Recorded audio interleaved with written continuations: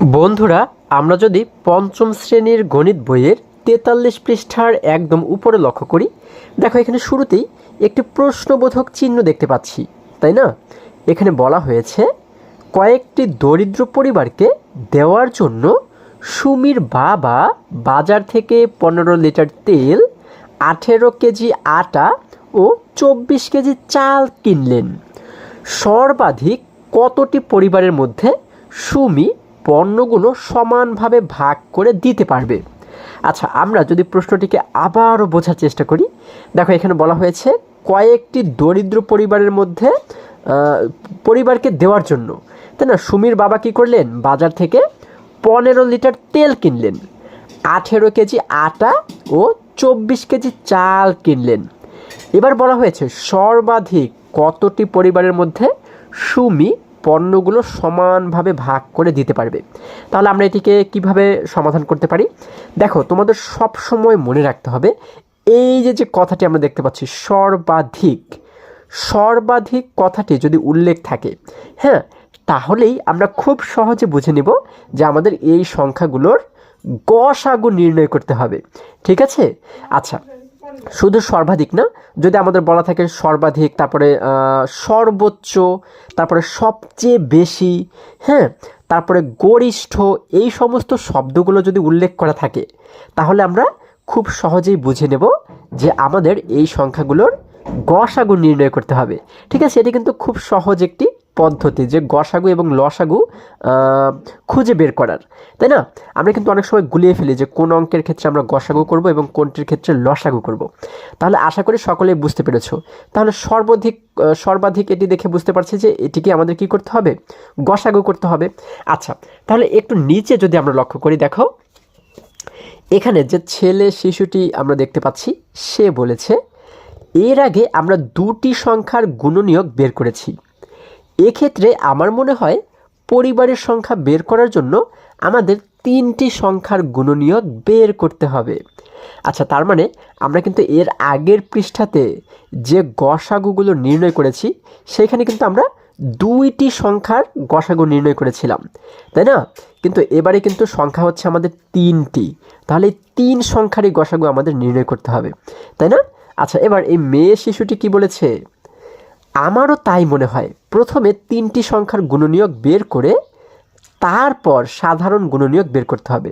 তাহলে আমরা প্রথমে কি করব? যেহেতু তিনটি সংখ্যা রয়েছে, তাই না, এই তিনটি সংখ্যার গুণনীয়ক আমরা প্রথমে বের করব, তারপর সেই তিনটি সংখ্যার গুণনীয়ক থেকে আমরা সাধারণ গুণনীয়ক বের করব। ঠিক আছে? আচ্ছা, দেখো যদি আরেকটু নিচে আমরা লক্ষ্য করি, এখানে আমরা দেখতে পাচ্ছি ১ নম্বরে বলা হয়েছে নিচের ছকে ১৫, ১৮ ও ২৪ এর গুণনীয়কগুলো লিখে সাধারণ গুণনীয়ক খুঁজি। তাহলে আমরা কিন্তু এখানে একটি ছক দেখতে পাচ্ছি, তাই না? প্রথমেই বলা হয়েছে ১৫ এর গুণনীয়ক, এই যে প্রথমে রয়েছে ১৫, আমরা প্রথমে ১৫ এর গুণনীয়কগুলো যদি বের করি, গুণনীয়ক হচ্ছে কি? গুণনীয়ক হচ্ছে ১৫কে যে যে সংখ্যা দিয়ে ভাগ করা যায় সেগুলোই হচ্ছে ১৫ এর গুণনীয়ক, তাই না?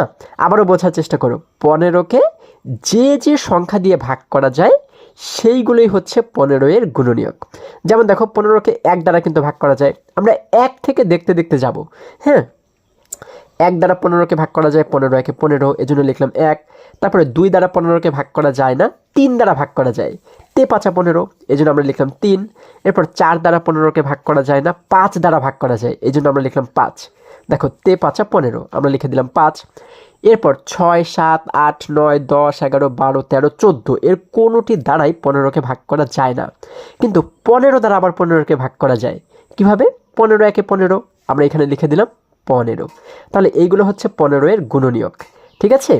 আচ্ছা, এবার ১৮ এর গুণনীয়কগুলো যদি বের করি, দেখো ১৮কে কি ১ দ্বারা ভাগ করা যায়? হ্যাঁ, ১৮ একে ১৮, ১ দ্বারা ভাগ করা যায়, আমরা লিখলাম ১।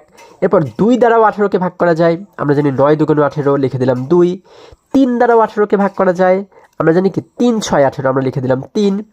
৪ দ্বারা ১৮কে ভাগ করা যায় না, এই জন্য আমরা ৪ কিন্তু লিখব না। ৫ দ্বারাও ভাগ করা যায় না, হ্যাঁ।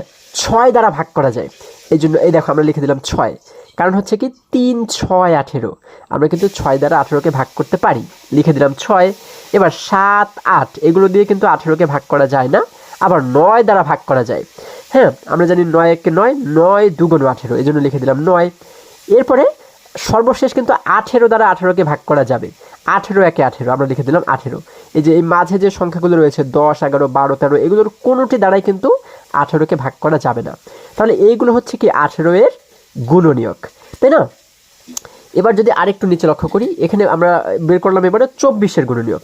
24কে কোন কোন সংখ্যা দিয়ে ভাগ করা যায়? 1 দিয়ে ভাগ করা যায়। 24 একে 24, 2 দ্বারা ভাগ করা যায় 12 2 24, 3 দ্বারা ভাগ করা যায় আমরা জানি 8 24, 4 দ্বারা ভাগ করা যায় আমরা জানি 4 6 24, 5 দিয়ে ভাগ করা যাবে না, 6 দিয়ে ভাগ করা যায় আমরা জানি 4 6 24, 7 দিয়ে ভাগ করা যাবে না, 8 দিয়ে ভাগ করা যায় আমরা কি জানি 8 24।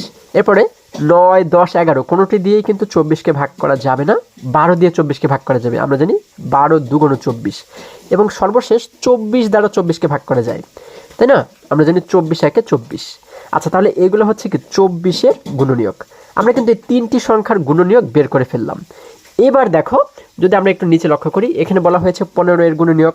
এই যেগুলো আমরা আগে পেয়েছি, এখানে 15-এর যে গুণনীয়ক পেয়েছি এখানে কিন্তু সেগুলোই লিখে দিলাম। 18-এর যে গুণনীয়ক পেয়েছি সেগুলো এখানে লিখে দিলাম, এবং 24-এর গুণনীয়কগুলোকে আমরা এইখানে লিখে দিলাম। ঠিক আছে? এবার এই যে গুণনীয়কগুলো রয়েছে, এখান থেকে আমরা কি করব?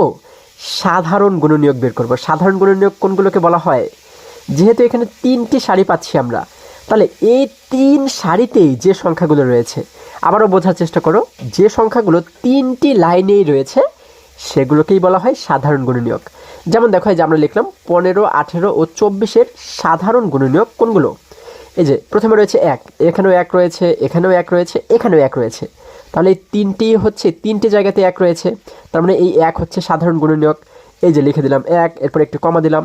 এরপরে রয়েছে এখানে 3, দেখো নিচের লাইনে রয়েছে 3, এই লাইনে এই যে 3 রয়েছে, আবার নিচের লাইনে এইখানেও 3 রয়েছে। 3টি লাইনেই কিন্তু 3 রয়েছে, তাই না?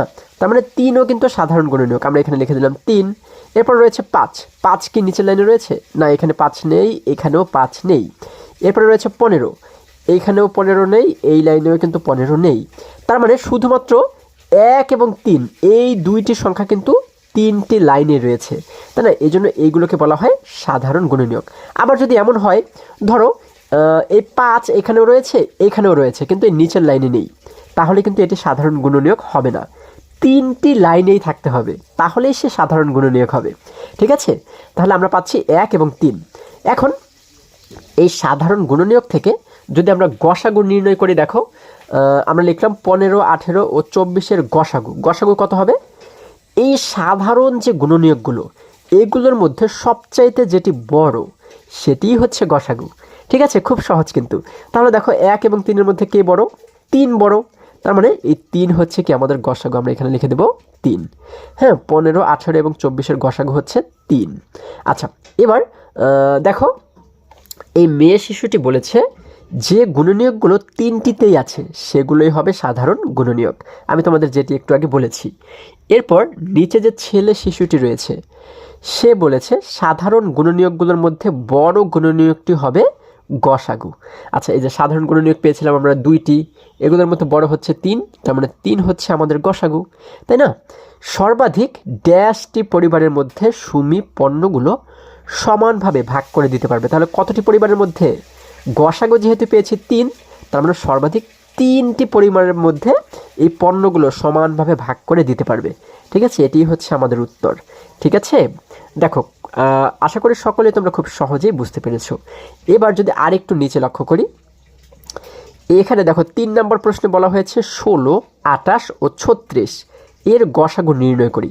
তাহলে এই 3টি সংখ্যার গসাগু আমাদের এবার নির্ণয় করতে বলা হয়েছে। চলো আমরা এটিকে একটু সমাধান করার চেষ্টা করি। বন্ধুরা, 3 নম্বর প্রশ্নে আমাদের বলা হয়েছে 16 28 ও 36। তাহলে প্রথমে কিন্তু আমরা 16 এর যে গুণনীয়কগুলো রয়েছে সেগুলোকে বের করব, তাই না? আমরা লিখব 16 এর গুণনীয়ক। 16 এর গুণনীয়ক, দেখো 16 এর গুণনীয়কগুলো আমরা কিভাবে বের করব? অর্থাৎ 16কে কোন কোন সংখ্যা দিয়ে ভাগ করা যায় দেখো তো। 1 থেকে দেখতে দেখতে যাও। 1 দিয়ে 16কে ভাগ করা যায়, আমরা জানি 16 একে 16। 2 দ্বারা 16কে ভাগ করা যায়, 8 2 16। 3 দ্বারা কি 16কে ভাগ করা যায়? আমরা জানি 3 4 12, 3 5 15, 3 6 18। 16কে 3 দ্বারা ভাগ করা যায় না। 4 দ্বারা 16কে ভাগ করা যায়, 4 4 16, 5 দ্বারা যাবে না, 6 দ্বারাও যাবে না, 7 8 8 দ্বারা যাবে, তাই না? 8 দিয়ে ভাগ করা যাবে 16কে, আমরা জানি 8 2 16, এবং 9 10 11 12 13 14 15 কোনোটি দিয়েই কিন্তু 16কে ভাগ করা যাবে না, সর্বশেষ 16 দ্বারা 16কে ভাগ করা যাবে। তাহলে এগুলো হচ্ছে কি 16 এর গুণনীয়ক। বন্ধুরা আমরা এবার 28 এর গুণনীয়কগুলো বের করি। দেখো আমরা লিখব হচ্ছে 28 এর গুণনীয়ক। আমরা 28 এর গুণনীয়ক কী কী পাচ্ছি দেখো, আমরা যদি 28 এর গুণনীয়কগুলো বের করি, আমরা জানি 28কে 1 দ্বারা ভাগ করা যায়, 28 একে 28, 28কে তারপর হচ্ছে 2 দ্বারা ভাগ করা যায়, আমরা জানি 14 2 28, 3 দ্বারা কি ভাগ করা যাবে? 3 দ্বারা ভাগ করা যায় না। 4 দ্বারা ভাগ করা যায়, আমরা জানি 4 দ্বারা যদি 28কে আমরা ভাগ করি, কতবার ভাগ করা যাবে? আমরা জানি 4 6 24, 4 7 28, তাই না? 4 7 28, তার মানে 4 দ্বারা 28কে ভাগ করা যাবে। এরপর 5 দ্বারা ভাগ করা যাবে না। 6 দ্বারা কি 28কে ভাগ করা যায়? 3 6 18, 4 6 24, 5 6 30, 6 দ্বারা ভাগ করা যায় না। 7 দ্বারা কিন্তু ভাগ করা যায়, আমরা জানি কি 4 7 28, তাই না? 7 দ্বারা 28কে ভাগ করা যায়। এরপর 8 দ্বারা কি ভাগ করা যায়? 8 একে 8, 8 2 16, 3 8 24, 4 8 32, 8 দ্বারা কিন্তু ভাগ করা যায় না। 9 দিয়েও কিন্তু ভাগ করা যায় না, তাই না? তারপরে 10 দিয়ে কি 28কে ভাগ করা যায়? 10 দ্বারাও যায় না, 11 দিয়ে যায় না, 12 দিয়ে যায় না, 14 দিয়ে যায়। 14 দিয়ে কিন্তু 28কে ভাগ করা যায়, 14 2 28। তারপরে হচ্ছে সর্বশেষ 28 দ্বারা 28কে ভাগ করা যায়। তাহলে এগুলো হচ্ছে কি 28 এর গুণনীয়ক। হ্যাঁ, এবার একই রকমভাবে 36 এর গুণনীয়কগুলো একটু বের করো। আমরা লিখলাম 36 এর গুণনীয়ক সমান, 36 এর গুণনীয়কগুলো কী কী? আমরা জানি 36কে 1 দ্বারা ভাগ করা যায়, 36 একে 36, 2 দ্বারাও ভাগ করা যায়, 18 2 36, 3 দ্বারাও কিন্তু ভাগ করা যায়, তাই না? আমরা জানি কি 3 10 30, তারপর হচ্ছে 3 12 36, 3 দ্বারা কিন্তু 36কে ভাগ করা যায়। তারপর 4 দ্বারা কি 36কে ভাগ করা যায়? 4 9 36, 4 দ্বারা ভাগ করা যায়।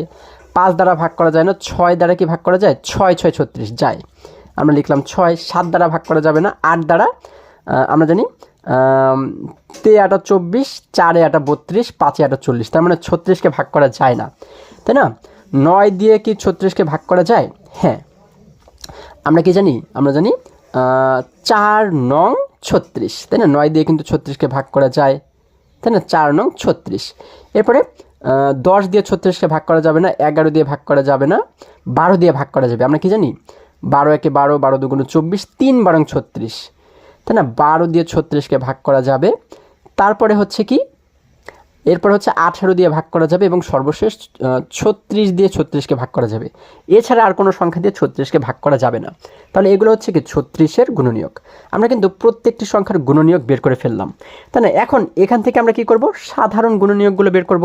আমরা লিখব হচ্ছে 16, তারপর হচ্ছে 28 ও 36 এর সাধারণ গুণনীয়ক। সাধারণ গুণনীয়ক, দেখো সাধারণ গুণনীয়কগুলো যদি আমরা এবারে বের করি, আচ্ছা দেখো সাধারণ গুণনীয়ক,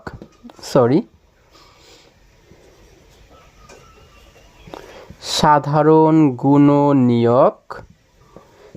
গুণনীয়ক কোনগুলো?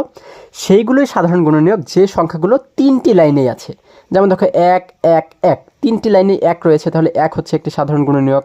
এরপরে এখানে 2 রয়েছে, এখানেও 2, এখানেও 2, 3টি লাইনেই 2 রয়েছে, তাহলে 2 একটি সাধারণ গুণনীয়ক। এরপরে এখানে রয়েছে 4, নিচেও রয়েছে 4, এখানেও রয়েছে 4, 3টি লাইনেই 4 রয়েছে, তাহলে 4ও একটি সাধারণ গুণনীয়ক। এরপর এখানে রয়েছে 8, নিচের লাইনে কিন্তু 8 নেই, এই লাইনেও 8 নেই, তাহলে 8 কিন্তু লিখবো না। এরপরে রয়েছে 16, নিচের লাইনেও 16 নেই, এই লাইনেও 16 নেই, তাহলে আমাদের সাধারণ গুণনীয়ক হচ্ছে 1 2 এবং 4। এই 3টি হচ্ছে কি আমাদের সাধারণ গুণনীয়ক। এখন এইখান থেকে আমরা কি করব? লসাগু নির্ণয় করব, তাই না? আমরা লিখব সুতরাং নির্ণেয় লসাগু, লসাগু না গসাগু, তাই না? নির্ণেয় গসাগু। আচ্ছা, নির্ণেয় গসাগু সমান কত? আমরা জানি যে সাধারণ গুণনীয়কগুলো আমরা পাই, এগুলোর মধ্যে সবচাইতে যেটি বড় সেটিই হচ্ছে গসাগু। তাহলে এই 1 2 এবং 4-এর মধ্যে বড় কে? 4 বড়, তার মানে আমাদের সাধারণ নির্ণেয় গসাগু হচ্ছে 4। ঠিক আছে, এটি হচ্ছে কি আমাদের উত্তর। আশা করি সকলেই তোমরা এই পৃষ্ঠার সমস্ত অঙ্কগুলো খুব সহজে এবং খুবই সুন্দরভাবে বুঝতে পেরেছো। বন্ধুরা, আজকে আমাদের এই পর্যন্তই। আবারও দেখা হবে পরবর্তী ভিডিওতে।